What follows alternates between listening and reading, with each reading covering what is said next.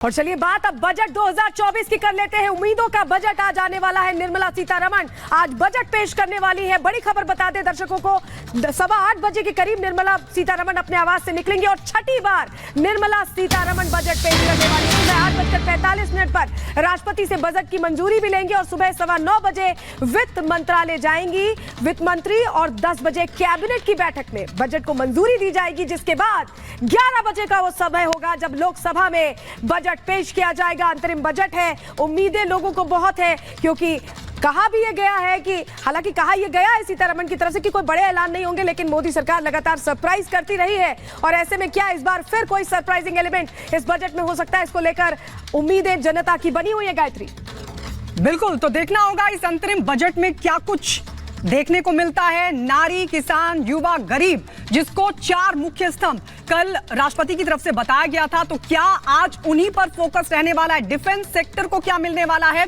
Infrastructure पर क्या कुछ बजट में रह सकता है, ये देखना होगा। लेकिन आपको बता दें, सुबह 11 बजे लोकसभा में अंतरिम बजट पेश किया जाएगा। वित्त मंत्री ने कहा कि कोई बड़ा ऐलान नहीं होगा, लेकिन 2019 में कई बड़े ऐलान किए गए थे, तो क्या इस बार भी कोई बड़ी घोषणा हो सकती है, क्योंकि आम चुनाव से ठीक पहले ये अंतरिम बजट आने वाला है। तो आपको बता दें, 8:45 पर राष्ट्रपति से मंजूरी के लिए निर्मला सीतारमण पहुंचेंगी। उसके बाद वित्त मंत्रालय, कैबिनेट की फिर मंजूरी ली जाएगी। बजट पर एक औपचारिक मंजूरी कैबिनेट से लेने के बाद वो सीधे लोकसभा और वहां पर बजट आज पेश किया जाएगा। कई रिकॉर्ड में निर्मला सीतारमण दर्ज करेंगी। आपको बता दें, पूर्व प्रधानमंत्री मोरारजी देसाई के बाद निर्मला सीतारमण होंगी जो 5 पूर्ण बजट और 1 अंतरिम बजट पेश करने वाली हैं। तो आज क्या कुछ सलोनी रहने वाला है, ये देखना दिलचस्प होगा। बिल्कुल, 8:45 पर राष्ट्रपति से मंजूरी लेंगी और करीब 8:15 बजे घर से निकल जाएंगी, तो हलचल तेज हो जाएगी। इसी बीच एक और बड़ी खबर इसी से जुड़ी दर्शकों को बता दें, मोदी सरकार के दूसरे कार्यकाल का ये आखिरी बजट है और लगातार छठी बार बजट पेश करेंगी निर्मला सीतारमण। कई रिकॉर्ड अपने नाम करेंगी वित्त मंत्री निर्मला सीतारमण। बजट में कर सकती हैं कई बड़ी घोषणाएं। कहीं ना कहीं एक उम्मीद लोगों के मन में है कि गरीब, युवा, अन्नदाता, नारी, जो ज्ञान फॉर्मूला है जिसे 4 जातियां बताया गया है मोदी सरकार की तरफ से, उन पर कितना फोकस रहता है और क्या अर्थव्यवस्था को बूस्ट देने वाला होगा ये बजट। ये तमाम सवाल है जिनका जवाब 11 बजे करीब मिलेगा। गायत्री, बिल्कुल, तो बजट में कई बड़ी घोषणाएं क्या वाकई होंगी, ये देखना होगा, क्योंकि 2019 की अगर हम बात करें तो कई ऐसी बड़ी घोषणाएं की गई थी सरकार की तरफ से। क्या इस बार भी कुछ देखने को मिल सकता है। पिछली बार जैसे किसान सम्मान निधि का ऐलान हुआ था, टैक्स छूट और स्टैंडर्ड डिडक्शन पर भी फैसला हुआ था, क्या इस बार भी कुछ लोक लुभावन हो सकता है। हालांकि किसान उम्मीद लगाए बैठे हैं, दुकानदार उम्मीद लगाए बैठे हैं, महिलाओं को उम्मीद है कि महंगाई से राहत देने वाला कोई फैसला उनके पक्ष में हो सकता है। इसके अलावा युवाओं के लिए, खासकर मिडिल क्लास की अगर हम बात करें सलोनी, तो एक बड़ी चिंता रोजगार की रहती है और ऐसे में क्या कोई ऐसी नीति, कोई ऐसी योजना का ऐलान भी हो सकता है जिससे रोजगार के अवसर। और उम्मीदें तो हर बार बजट से रहती हैं, इस बार अंतरिम हो बजट चाहे तब भी उम्मीद तो रहेगी। हमारे साथ विशेष पैनल स्टूडियो में मौजूद है। हमारे साथ शहजाद पूनावाला बीजेपी प्रवक्ता जुड़ गए हैं, सुमित्रा गोयनका राजनीतिक विश्लेषक हमारे साथ जुड़ी हुई है, राजनीतिक विश्लेषक सौरभ दुबे भी जी हमारे साथ जुड़े हुए हैं। इसके अलावा प्रेम कुमार जी वरिष्ठ पत्रकार हमारे साथ जुड़े हैं और मास्टर स्वराज किसान नेता भी हमारे साथ जुड़े हुए हैं। साथ ही संजय राणा पॉलिटिकल एनालिस्ट, ये भी हमारे साथ जुड़े हुए हैं। लेकिन शहजाद पूनावाला, सबसे पहले आपसे ही शुरुआत करना चाहेंगे। सरकार जो बजट ला रही है, विकसित भारत का जो सपना देखते हैं, या हम कहते हैं कि तीसरी सबसे बड़ी अर्थव्यवस्था, उस पर क्या सबसे ज्यादा फोकस रहने वाला है। देखिए, भारत की सरकार नरेंद्र मोदी जी के नेतृत्व में उसने 2 पैमाने पर काम किया है और उसको अगर मैं शॉर्ट फॉर्म में बोलूं तो एक है ज्ञान और दूसरा है गीता। अब कुछ सेकुलरवादियों के कान जलने लगेंगे, पर गीता का मतलब है ग्रोथ, इंफ्रास्ट्रक्चर, टेक्नोलॉजी और आत्मनिर्भरता। ग्रोथ के लिहाज से देखेंगे तो हमारी अर्थव्यवस्था 10वें से 5वें स्थान पर, अब 30वें स्थान पर जाने वाली है। फास्टेस्ट ग्रोइंग लार्जेस्ट इकोनॉमी बन चुकी है। इंफ्रास्ट्रक्चर में देखें तो 10 लाख करोड़ का निवेश आज कैपेक्स एक्सपेंडिचर में किया जा रहा है। आपको एक उदाहरण देता हूं कि 25,000 करोड़ प्रतिवर्ष हम लोग हाईवेज पे खर्च करते थे, आज 2 लाख 2.5 लाख करोड़ हम खर्च करते हैं। रेलवे का बजट 2 लाख करोड़ से अधिक हो चुका है। जिस प्रकार से 70 एयरपोर्ट बन चुके हैं, जिस प्रकार से दुगने रफ्तार से हाईवे बन रहे हैं, टेक्नोलॉजी तो डिजिटल इंफ्रास्ट्रक्चर जिस प्रकार से बना है, 300 रुपया प्रति जीबी का 1 जीबी आता था, आज 9 रुपया हो चुका है, क्योंकि 350 किलोमीटर जो ब्रॉडबैंड ऑप्टिकल फाइबर नेटवर्क था 6 लाख किलोमीटर में तब्दील हो चुका है। लेकिन शहजाद, ये तो राष्ट्रपति ने अपने अभिभाषण में बता ही दिया है। हाँ, मैं आ रहा हूँ। हाँ, मैं आपको बात करिए। मैं आपको बता रहा हूँ, थोड़ा सा धीरज रखना पड़ेगा, ये बजट का डिस्कशन है। ए फॉर आत्मनिर्भरता। आत्मनिर्भरता का मैं आपको एक पैमाना बता सकता हूँ कि कैसे हम 600 करोड़ रुपए एक्सपोर्ट करते थे डिफेंस में, आज 16,000 करोड़ कर रहे हैं। अब आज के बजट में वही करेंगे जो बार बार हम लोगों ने लगातार जिस पे फोकस रहा है, ज्ञान। जी फॉर गरीब, 25 करोड़ लोगों को गरीबी से निकाला है। आज भी हम गरीबों के लिए जिस प्रकार से उनको जो सुविधाएं देनी है उस पर फोकस होगा। वाई फॉर युवा, युवाओं के लिए एम्प्लॉयमेंट का ऐसा इकोसिस्टम क्रिएट किया गया है। 700 स्टार्टअप हुआ करते थे, आज 1 लाख से अधिक स्टार्टअप है। लेबर फोर्स पार्टिसिपेशन रेट बढ़ा है, वर्कर पार्टिसिपेशन रेट बढ़ा है। ईपीएफओ का डेटा देखेंगे तो दुगना हुआ है, इसका मतलब नए लोगों को जॉब्स मिली है।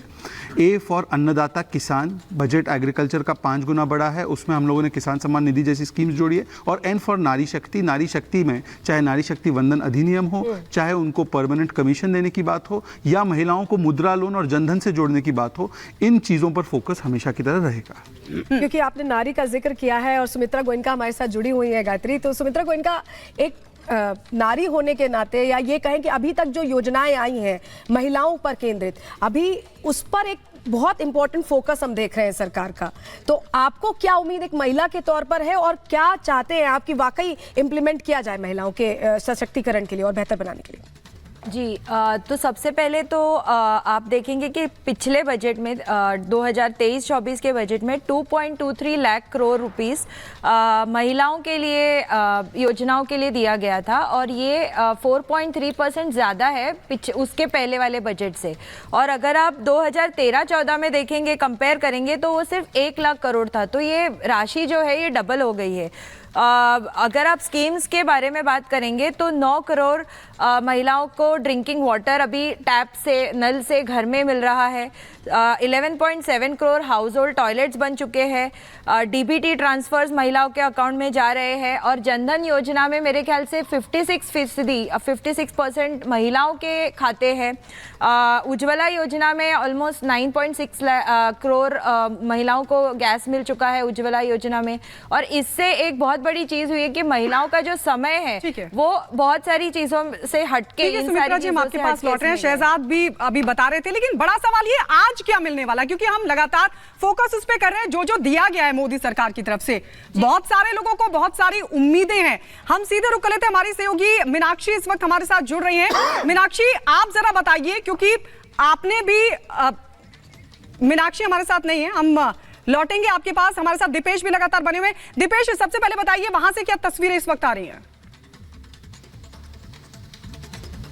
बिल्कुल, देखिए गायत्री, वक्त अब बहुत ज्यादा बचा हुआ नहीं है। दरअसल 8:15 के लगभग जो वित्त मंत्री निर्मला सीतारमण हैं वो अपने इसी आवास से निकलने वाली हैं। हलचल अब लगभग धीरे धीरे तेज होती हुई नजर आ रही है, क्योंकि बतौर वित्त मंत्री 6वां बजट पेश करने के लिए निर्मला सीतारमण अब से कुछ देर बाद अपने आवास से निकलेंगी और उसके बाद एक फोटो सेरेमनी होगी जिसमें वे शिरकत करेंगी। उस दौरान जो बही खाता है 2024 के इस बजट का, 2024 इस लिहाज से चूंकि अंतरिम बजट के, उस बजट में वो तमाम बातें रहने वाली है जिसका लगातार जिक्र हो रहा है। ज्ञान के साथ गीता का भी जिक्र इस बार के बजट में हो रहा है। यहां से निकलने के बाद वे जो बजट डे है, यानी आज के दिन जो बजट बनाने वाली टीम है उसके साथ फोटो क्लिक कराएंगे और ठीक उसके बाद 8:45 पर राष्ट्रपति भवन के लिए रवाना हो जाएंगे। राष्ट्रपति से उनकी मुलाकात होनी है, बजट की जानकारियां उन्हें देने के बाद, मंजूरी मिलने के बाद वे वहां से संसद भवन के लिए मूव करेंगे और संसद पहुंचने के बाद ठीक 10 बजे वहां पर कैबिनेट की बैठक होगी और कैबिनेट के सामने इस बजट को रखा जाएगा। उसकी मंजूरी मिलने के बाद 11 बजे ये बजट जो है वो आम जनता के पास के सामने होगा। ये तस्वीरें देख लीजिए, मुकेश आपको तस्वीरें दिखा रखेंगे।